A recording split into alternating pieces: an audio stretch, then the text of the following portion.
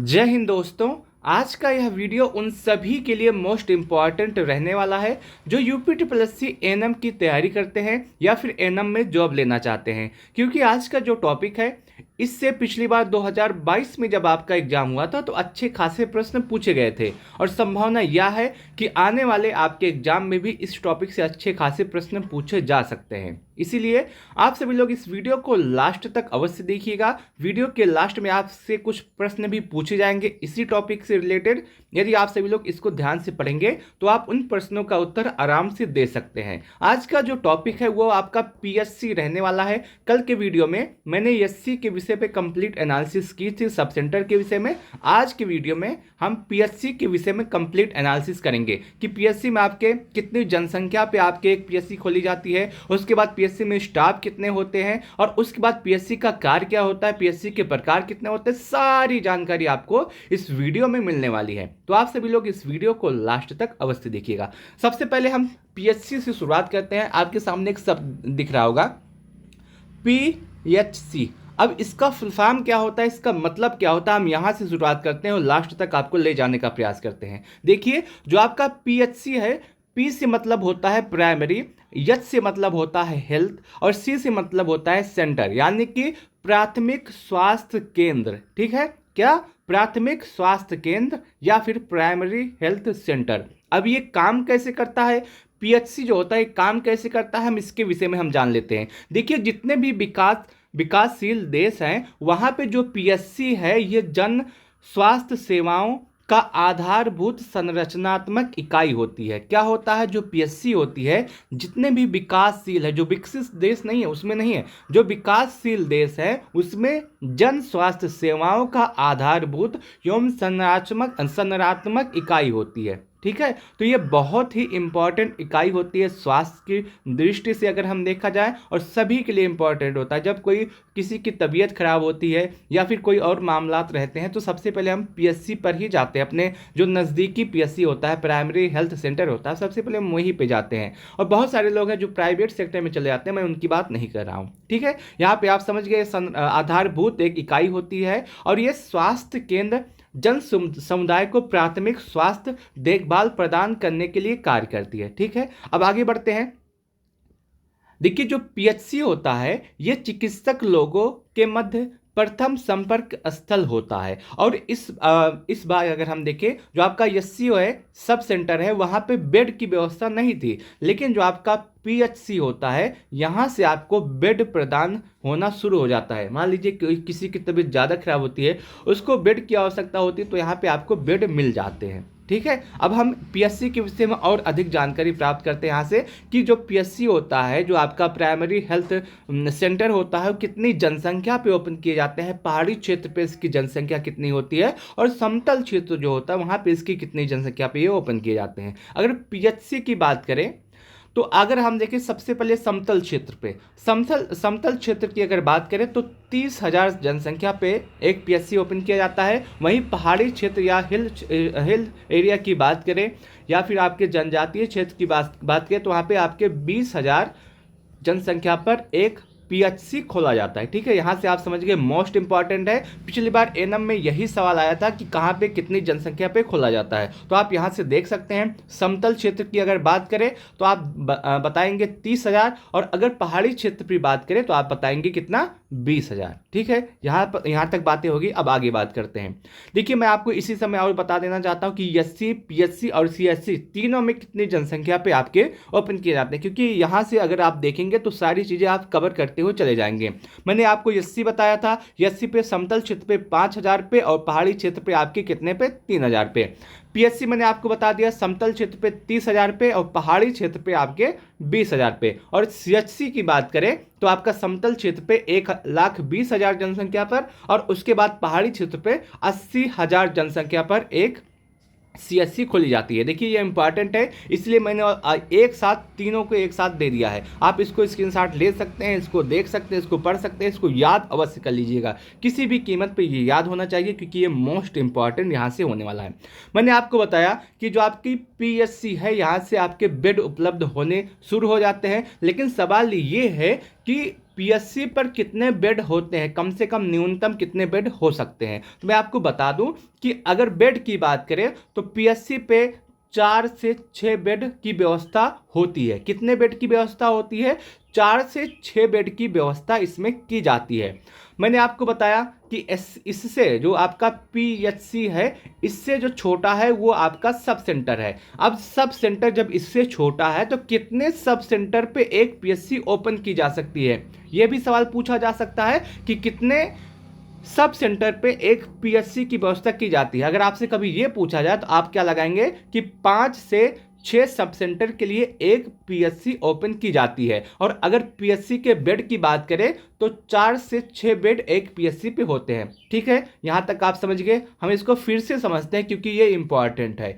देखिए, मैंने आपको बताया अगर समतल क्षेत्र की बात की जाए, जनसंख्या से अब शुरुआत करते हैं। देखिए, एससी की बात करें तो एससी में समतल क्षेत्र के लिए 50,000 पे एक एससी, पहाड़ी क्षेत्र पे 30,000 पे एक एससी सब सेंटर। और पीएससी की बात करें तो समतल क्षेत्र पे 30,000 पे और पहाड़ी क्षेत्र पे 20,000 पे ओपन किया जाता है। वहीं सीएचसी की बात करें तो समतल क्षेत्र पे 1,20,000 और पहाड़ी क्षेत्र पे 80,000 पे एक सीएचसी ओपन किया जाता है। ठीक है, आगे बढ़ते हैं। मैंने आपको बताया कि पीएससी से आपके बेड की व्यवस्था शुरू हो जाती है। जब बेड की व्यवस्था शुरू हो जाती है तो पीएससी पे कितने बेड होते हैं न्यूनतम? तो 4 से 6 बेड होते हैं। और आपका जो सब सेंटर होता है वो पीएससी से छोटा होता है और इसीलिए मैं आपको बता दूं कि लगभग 5 से 6 सब सेंटर के लिए एक पीएससी होती है। ठीक है, यहां तक आप बातें समझ गए। मैं उम्मीद करता हूं कि आपको सब चीज़ें समझ में आ गई होंगी। मैं अपनी बातों को सही से आप सबके सामने रख पा रहा हूँ। देखिए, अब बात करते हैं पीएचसी के स्टाफ की कि पीएचसी जो होता है, पीएचसी जो होता है उसमें कितने स्टाफ रहते हैं, कितने स्टाफ की व्यवस्था की जाती है। अगर स्टाफ की बात करें तो पीएचसी का जो सबसे बड़ा अधिकारी होता है, जो सबसे बड़ा होता है वो चिकित्सा अधिकारी होता है, मेडिकल ऑफिसर होता है। और इनकी संख्या कितनी होती है? 1। उसके बाद नर्स होते हैं, इनकी भी संख्या 1 होती है। उसके बाद फीमेल हेल्थ वर्कर जिसे हम एएनएम कहते हैं, जो आपकी वैकेंसी है उसमें भी 1 होते हैं। और उसके बाद फार्मासिस्ट की बात करें तो ये भी 1 होते हैं। उसके बाद हेल्थ असिस्टेंट मेल की बात करें तो ये भी 1 होते हैं। उसके बाद हेल्थ असिस्टेंट फीमेल की बात करें तो ये भी 1 होते हैं। उसके बाद लोअर डिवीजन कलर की बात करें तो 1 होते हैं। उसके बाद अपर डिवीजन कलर की बात करें तो 1 होते हैं। उसके बाद लैब टेक्नीशियन की बात करें तो 1 होते हैं। खंड विस्तार एजुकेटर की बात करें तो 1 होते हैं। और उसके बाद ड्राइवर की बात करें, यदि आपके यहाँ वाहन उपलब्ध हो तो 1 होते हैं। उसके बाद चतुर्थ श्रेणी के कर्मचारी जो कि 4 होते हैं। एक बार हम इसको फिर से देखते हैं क्योंकि इंपॉर्टेंट है। अगर सबसे पहले हम स्टाफ की बात करें, पीएचसी के स्टाफ की बात करें, तो अगर पीएचसी के स्टाफ की बात करें तो सबसे बड़ा अधिकारी कौन होता है? मेडिकल ऑफिसर, जिनकी संख्या कितनी होती है? 1 होती है। उसके बाद आपका नर्स आते हैं जिनकी संख्या 1 होती है। उसके बाद फीमेल हेल्थ वर्कर एएनएम आते हैं जो आपकी वैकेंसी है, इनकी संख्या 1 है। उसके बाद फार्मासिस्ट की वैकेंसी आती है जिनकी संख्या 1 है। उसके बाद हेल्थ असिस्टेंट मेल की वैकेंसी आती है जिनकी संख्या 1 है। उसके बाद हेल्थ असिस्टेंट फीमेल आते हैं जिनकी भी संख्या 1 है। उसके बाद लोअर डिवीजन कलर की बात करें तो इनकी भी संख्या 1 है। अपर डिवीजन कलर की बात करें तो ये भी 1 है। और उसके बाद लैब टेक्नीशियन की बात करें तो ये भी 1 है। खंड विस्तार एजुकेटर की बात करें तो ये भी 1 है। उसके बाद ड्राइवर, यदि वाहन उपलब्ध हो तो ड्राइवर की भी संख्या 1 है। और चतुर्थ श्रेणी के कर्मचारी की बात करें तो इनकी संख्या 4 है। टोटल अगर हम बात करें एक पीएचसी पर कितने कर्मचारी होते हैं, कितने स्टाफ होते हैं, तो इनकी संख्या कितनी होती है? 15। कितनी होती है? 15। लेकिन इसमें भी एक दिक्कत है। दिक्कत क्या है कि किसी किसी बुक में, सब में नहीं, किसी किसी बुक में जो आपकी ड्राइवर की पोस्ट है वो कह रहे हैं कि आपकी ड्राइवर की पोस्ट इस समय हटा दी गई है, लेकिन ये कंफर्म नहीं है। ज़्यादातर बुक में अगर हम देखें तो पीएचसी के स्टाफ की बात करें तो वो 15 बताते हैं। लेकिन कुछ बुक ऐसी है जो बताते हैं 2021 की गाइडलाइन के अनुसार पीएचसी से ड्राइवर का जो पोस्ट है इसको हटा दिया गया है। इस बात को कंफर्म करके मैं आपको इसी वीडियो के कमेंट बॉक्स में कमेंट कर दूंगा। अभी इस पर कोई पुष्टि नहीं हुई है, क्योंकि 2 3 4 किताब हमने उठाया और चारों में अलग अलग दिया गया है। ठीक है, तो अभी आप 15 मान के चलिएगा, क्योंकि ज़्यादातर किताब में 15 दिया गया है। बाकी जैसे ही पुष्टि होती है, जैसे ही सत्य बात पता चलती है, मैं आपको बता दूंगा कि ड्राइवर की पोस्ट जो है वो पीएससी में है या फिर नहीं है। अगर आपको इसके विषय में कोई जानकारी हो तो आप कमेंट सेक्शन के माध्यम से अवश्य बताइएगा कि जो आपकी पीएससी होती है इसमें वर्तमान में कितने स्टाफ होते हैं, और उसके साथ साथ ड्राइवर की जो पोस्ट है वो पीएससी में है कि इस समय हटा दी गई है।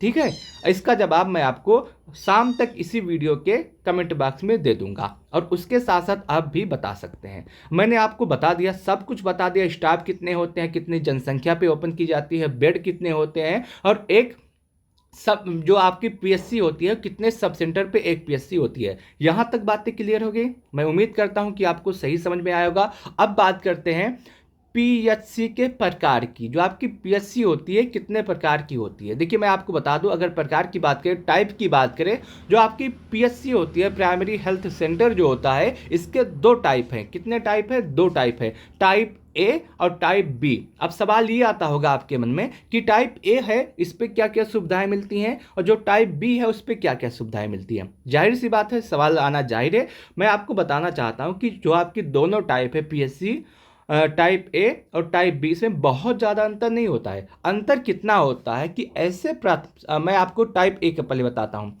क्या बताता हूँ? टाइप ए का बताता हूँ कि टाइप ए जो होता है, टाइप ए पीएससी जो होती है, ऐसे प्राथमिक स्वास्थ्य केंद्र होते हैं जहाँ पर डिलीवरी केस लोड 20 प्रति माह से कम होता है, यानी कि एक माह में 20 डिलीवरी से कम की जाती है। वो आपका टाइप ए होता है। वहीं जो टाइप बी होता है, यहाँ पे जो आपका डिलीवरी केस लोड है वो 20 प्रति माह या उससे अधिक होता है। उस पर वो कौन सा टाइप होता है? तो टाइप बी होता है। आप इसका जवाब अवश्य बताइएगा कि टाइप जो ए है उस पर डिलीवरी लोड कितना होता है, और जो टाइप बी है उस पर डिलीवरी लोड कितना होता है। इसका जवाब आप कमेंट सेक्शन के माध्यम से फिर से दीजिएगा। अब बात करते हैं, मैंने सारी बातें कर ली। अब बात करते हैं जो आपकी पीएससी होती है इस पे कौन कौन सी सुविधाएं आपको मिलती हैं, यहाँ पे क्या क्या आपको उपलब्ध कराया जाता है। ठीक है, हम इसके विषय में बात करते हैं, क्योंकि जब ये हेल्थ सेंटर है तो जाहिर सी बात है इस पर बहुत सारी सुविधाएं मिलेगी, और प्राथमिक स्वास्थ्य सेंटर है तो जाहिर सी बात है अच्छी खासी सुविधाएं इस पर मिल सकती है। जो छोटी सी छोटी समस्या होती है, जो आपकी कोई भी समस्या हुई तो सबसे पहले आपका जो मरीज होता है कहाँ जाता है? पीएससी पे जाता है। खासकर डिलीवरी वाला मामला जितना होता है उसमें सबसे पहले कहाँ पे जाता है? पीएससी पर ही जाता है। देखिए जो पीएससी होता है ये प्राथमिक स्वास्थ्य केंद्र पर जन समुदाय को निम्न व्यवस्थाएं सेवाएं प्रदान करती है। पहला, नैदानिक एवं उपचारात्मक चिकित्सा देखभाल। नैदानिक का मतलब क्या होता है, और उपचारात्मक का मतलब क्या होता है? दोनों चीज़ें हैं। व्यवस्था आपको यहाँ पे पीएससी पे दी जाती है। अब इसका मतलब समझते हैं। देखिए जो पीएससी पर आने वाले रोगियों को बीमारियों के निदान कर उन्हें उचित उपचार प्रदान किया जाता है। बीमारियों के निदान तथा उपचार के लिए पीएससी पर एक चिकित्सा अधिकारी नियुक्त किए जाते हैं। मैंने आपको स्टाफ के रूप में अभी बताया। ठीक है, पहली बात क्लियर होगी। दूसरी बात करते हैं, जो आपकी पीएससी होती है इस पर परिवार नियोजन सेवाएं भी उपलब्ध होती हैं। परिवार नियोजन सेवाएं का क्या मतलब है? देखिए जो परिवार का आकार छोटा तथा 2 बच्चों के मध्य कम से कम 3 साल का अंतर रखने के उद्देश्य को हासिल करने के लिए पीएससी पर परिवार नियोजन सेवाएं का संचालन भी किया जाता है। मैंने आपको बताया था पहले के वीडियो में कि छोटा परिवार सुखी परिवार। पीएससी इसी के उद्देश्य पे काम करता है, और जितने भी वहाँ पे जाते हैं जो परिवार नियोजन के विषय में जानना चाहते हैं उनको बताया जाता है कि आप छोटा परिवार रखें, और 2 से अधिक बच्चे अगर आपके हैं तो उनके मध्य 3 साल का जो गैप है वो अंतर होना ही चाहिए किसी भी कीमत पे। और इसके आधार पर निम्न सेवाएं भी प्रदान की जाती हैं। इन सेवाओं पे कौन कौन सा है? गर्भ निरोधक के अस्थायी साधनों जैसे कंडोम, मुंह से ली जाने वाली गर्भ निरोधक गोलियां आदि को निःशुल्क वितरण किया जाता है। कॉपर टी लगाना सिखाया जाता है, उपलब्ध कराया जाता है, और उसके साथ साथ पीएससी पर टीकाकरण सेवाएं भी उपलब्ध होती हैं। टीकाकरण मतलब इम्यूनाइजेशन। क्या क्या सुविधाएं होती हैं कि जो आपका छोटा बच्चा होता है श्रेणी के अनुसार उनको कब टीका लगाया जाता है, कैसे टीका लगाया जाता है, जो गर्भवती महिलाएं होती हैं गर्भवती से पहले कौन सा टीका लगाया जाता है, जब बच्चों के जन्म होने के बाद कौन सा टीका लगाया जाता है, कब लगाया जाता है, सारी टीके की जितनी भी व्यवस्थाएं होती हैं वो पीएचसी पर की जाती हैं। एक साड़ी वहाँ पे होती है, उसी के माध्यम से सारे टीके आपके उपलब्ध वहाँ पे होते हैं और लगाए जाते हैं। एक बहुत ही महत्वपूर्ण काम होता है पीएचसी का टीकाकरण सेवाएं। ठीक है, उसके बाद आता है मातृ एवं शिशु स्वास्थ्य सेवाएं। देखिए होता क्या है, जब कोई महिला गर्भवती रहती है, बच्चों को जन्म देती रहती है, तो बहुत बार ऐसा देखा गया है कि उस माँ की भी देहांत हो जाता है या फिर उस बच्चे को नहीं बचाया जा सकता। तो इसके लिए उसकी देखभाल के लिए, माँ के भी देखभाल के लिए और बच्चे के भी देखभाल के लिए पीएचसी काम करती है। ठीक है, और इसके साथ साथ मैं आपको बता दूं, प्रसव के पूर्व की देखभाल हो जाती है, प्रसव के बाद की भी देखभाल की जाती है, प्रसव के दौरान की भी देखभाल की जाती है, जो नवजात होता है उसकी भी देखभाल की जाती है। मातृ शिशु सेवा स्वास्थ्य सेवाएं इसमें प्रदान किए जाते हैं। और उसके बाद राष्ट्रीय स्तर के जितने भी कार्यक्रम होते हैं उसका भी पीएचसी के माध्यम से करवाया जाता है। मान लीजिए जैसे ही केंद्र सरकार की तरफ से कोई योजना आई, कोई स्वास्थ्य की योजना आई, तो उसको गांव तक पहुंचाने का जो काम होता है वो पीएचसी का काम होता है। जन जन तक पहुंचाने का, उस योजना का लाभ जन जन तक पहुंचाने का जो काम होता है पीएचसी का ही काम होता है। ठीक है, स्कूल स्वास्थ्य सेवाएं, बच्चों के लिए जो स्वास्थ्य उपलब्ध किए जाते हैं वो भी पीएचसी के माध्यम से होते हैं। बहुत सारे छोटे बच्चे होते हैं जिनको न बढ़ने की समस्या होती है, उनके पैर जो है थोड़ा सा टेढ़े हो जाते हैं, हाथ टेढ़ा हो जाता है, या फिर उनको शिक्षा से, स्वास्थ्य से संबंधित जो जानकारी है उनको उपलब्ध कराने का जो काम होता है वो किसका होता है, पीएचसी का होता है। उसके साथ साथ मोस्ट इंपॉर्टेंट यहाँ से बात आती है, रेफरल सेवाएं जो होती हैं वो होती हैं पीएचसी के बाद। पीएचसी अपना या तो चाहे सीएचसी पर या फिर डिस्ट्रिक्ट हॉस्पिटल पर किसी को रेफर कर सकता है। मान लीजिए कोई मरीज पीएचसी पे जाता है और पीएचसी के बाद उतनी सेवाएं नहीं है, मान लीजिए किसी को ऑपरेशन करना है और उसके इक्विपमेंट वहाँ पे नहीं है, तो जाहिर सी बात है वो रेफर करेगा कहाँ पे, सीएचसी पे कर सकता है या फिर डिस्ट्रिक्ट हॉस्पिटल पे कर सकता है, कहीं पर भी कर सकता है। ठीक है, यहाँ तक बातें क्लियर हो गई। अब आता है पीएचसी पर एएनएम के कार्य क्या है। पीएचसी पर एएनएम के कार्य क्या है ये भी बहुत ज़्यादा इंपॉर्टेंट है, बहुत ज़्यादा, क्योंकि आपकी जो वैकेंसी है ये एएनएम की वैकेंसी है और एएनएम का कार्य पीएचसी पर क्या होता है ये मोस्ट इंपॉर्टेंट है। लेकिन मैं इसको अभी नहीं बताऊंगा, इसको बताऊंगा जब मैं एएनएम के कार्य बताने लगूंगा, एएनएम के कर्तव्य बताने लगूंगा, वहां पे मैं आपको बताऊंगा कि पीएचसी पर एएनएम के कार्य क्या होते हैं और उसके बाद जो आपकी सीएचसी होती है उस पर एएनएम के कार्य क्या होते हैं। सारी जानकारी मैं एएनएम की गाइडलाइन जो है उसमें बताऊंगा।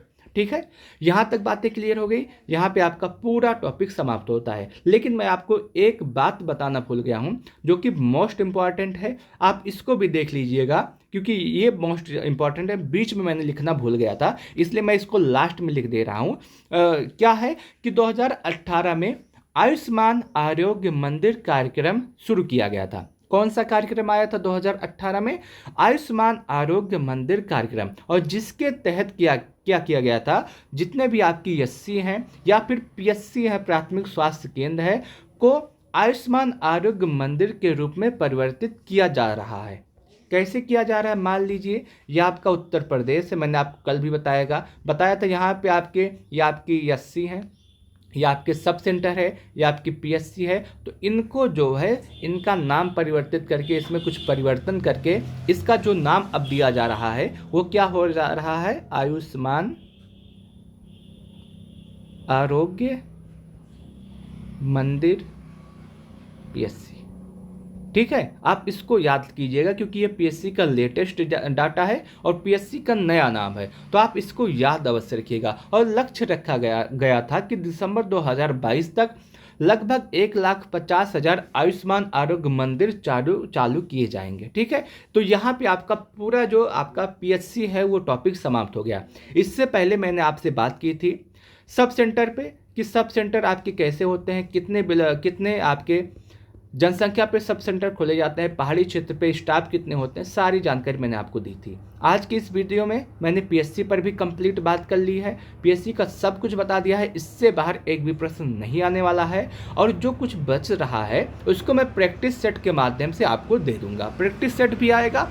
और उसके लिए मैं आपको बता देता हूँ कि इस पूरे लेक्चर का अगर आप PDF लेना चाहते हैं, PDF प्राप्त करना चाहते हैं, तो आप हमारे इस नंबर 9026927315 पे मैसेज कर सकते हैं। मैं आपको यहाँ से PDF दे दूँगा। और उसके साथ साथ मैं आपको बता दूँ कि इसी वीडियो के डिस्क्रिप्शन बॉक्स में, उसके साथ साथ कमेंट बॉक्स में आपको टेलीग्राम चैनल का लिंक मिल जाएगा, जहाँ से भी आप इस PDF को प्राप्त कर सकते हैं। आपको PDF यहाँ पर भी फ्री में मिल जाएगा। और उसके साथ साथ इसी टेलीग्राम चैनल पर आपको फ्री में शाम 8 बजे, जो आज मान लीजिए आज एक वीडियो जो है 11 PM पे आ रहा है, 11 PM पे वीडियो आता है, और शाम 8 बजे जो वीडियो आया है उसी का जितना भी ऑब्जेक्टिव क्वेश्चन है जो बन सकता है आपके एग्जाम में, उसकी प्रैक्टिस सेट शाम 8 बजे टेलीग्राम चैनल के माध्यम से कराई जाती है। तो आप उसको भी अवश्य देखिएगा।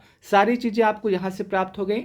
अगर आपको PDF लेना है तो आप टेलीग्राम चैनल से जुड़ सकते हैं, या फिर आप हमारे पास मैसेज कर सकते हैं। टेलीग्राम चैनल आपके लिए इंपॉर्टेंट है क्योंकि यहाँ पे क्विज भी कराई जाती है। अगर आपको वीडियो अच्छा लगा हो तो आप इस वीडियो को लाइक अवश्य कीजिएगा, चैनल को सब्सक्राइब कीजिएगा, और उसके साथ साथ आपके कुछ सुझाव हैं तो आप कमेंट सेक्शन के माध्यम से दे सकते हैं। आपके यहाँ से कुछ सवाल हो जाते हैं। जो आपका PSC है इसका फुल फॉर्म क्या है, आपको पहला सवाल ये है। दूसरा सवाल है कि PSC जो होता है वो समतल स्थल पे कितनी जनसंख्या पे ओपन किया जाता है, PSC जो होता है वो पहाड़ी क्षेत्र पे कितनी जनसंख्या पे ओपन किया जाता है, और उसके बाद PSC पे स्टाफ कितने होते हैं ये बताना है, PSC के प्रकार कितने होते हैं ये बताना है। तो इतने क्वेश्चन जो है इसका जवाब आपको कमेंट सेक्शन के माध्यम से देना है। मैं उम्मीद करता हूँ कि आपको यह पूरा वीडियो अच्छा लगा होगा, आपको यह जानकारी अच्छी लगी होगी। इस वीडियो को लास्ट तक देखने के लिए आप सबका बहुत बहुत धन्यवाद।